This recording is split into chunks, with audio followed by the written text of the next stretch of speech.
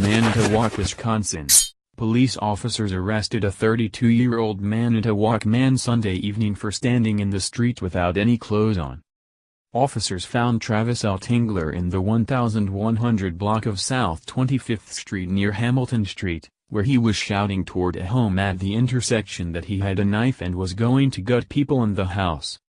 Tingler told officers he wasn't doing anything wrong, according to a Manitowoc Police Department report. "I told him he couldn't be out in the middle of the street with no clothes on," the officer said in the report. "I asked him about his condition.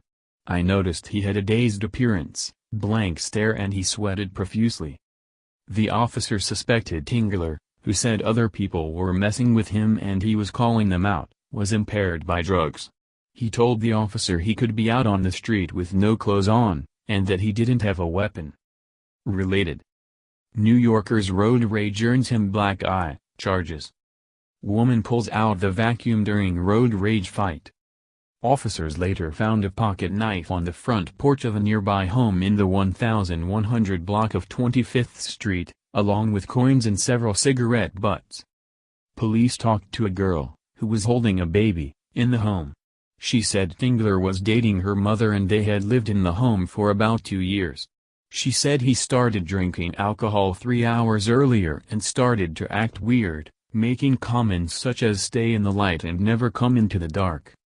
He threw the glass he had been drinking from into the street, breaking it, and took off his clothes and threw them onto the front porch, the girl told police. Tingler refused to get into a squad car and said he wanted to see his kids. The mother came home from work, and police used stun guns to get the man into the police car.